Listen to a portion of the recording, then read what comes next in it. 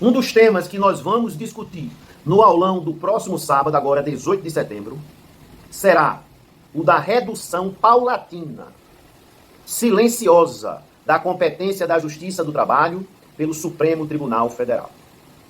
E aí eu vou começar pelo julgamento pelo Supremo da ação declaratória de constitucionalidade número 48. Anota aí, ADC 48, que terminou por declarar constitucional a Lei 11.442 de 2007.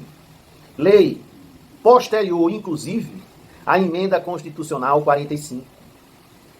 E essa Emenda Constitucional 45 foi aquela responsável pela nova redação do artigo 114 da Constituição Federal, que diz: compete à Justiça do Trabalho processar e julgar os litígios oriundos das relações de trabalho, seja a relação de emprego, seja a relação de trabalho autônomo, prestação de serviços e etc.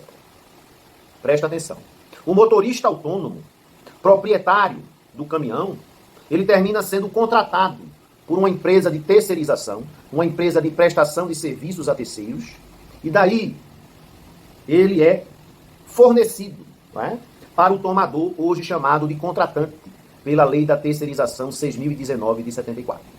Depois de um tempo, ele procura um advogado e narra os fatos, o modus operandi, como ele trabalhava. E o advogado se convence de que ele laborava sombreado pelos pressupostos da relação de emprego: subordinação jurídica, pessoalidade, habitualidade, onerosidade, sendo ele pessoa física, mesmo que fraudado por uma pejotização.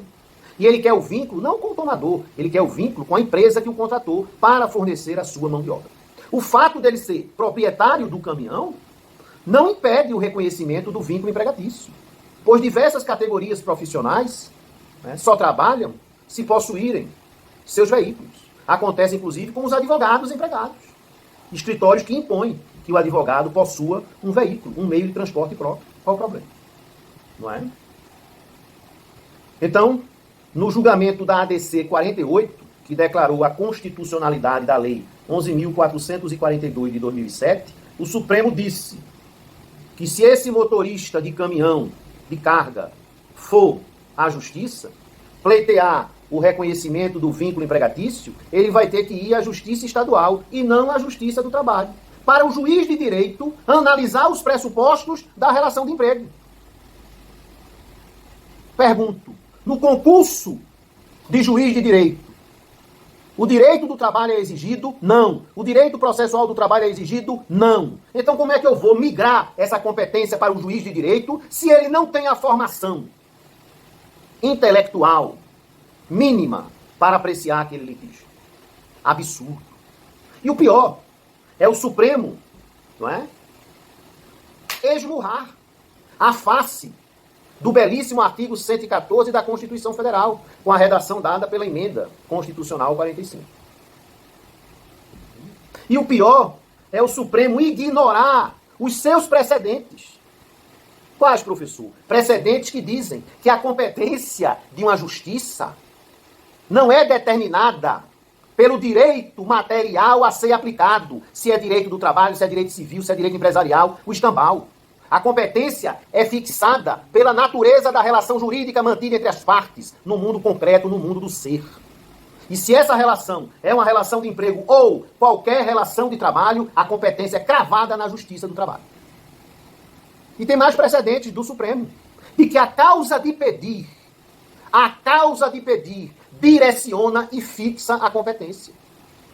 Qualquer preliminar de incompetência absoluta, quando consta da causa de pedir o requerimento de reconhecimento de vínculo empregatício, deve ser a prioristicamente rejeitada, porque o mérito precisa ser apreciado à luz do belíssimo e inatacável artigo 456 da CLT, que juntamente com o artigo 112 do Código Civil consagram o princípio da primazia da realidade. O artigo 456 da CLT diz que a relação de emprego será reconhecida por qualquer meio de prova admitido no direito. E o artigo 112 do Código Civil diz que em um negócio jurídico mais vale a intenção das partes do que aquilo que está propriamente escrito. Vamos refletir? É um convite que eu faço.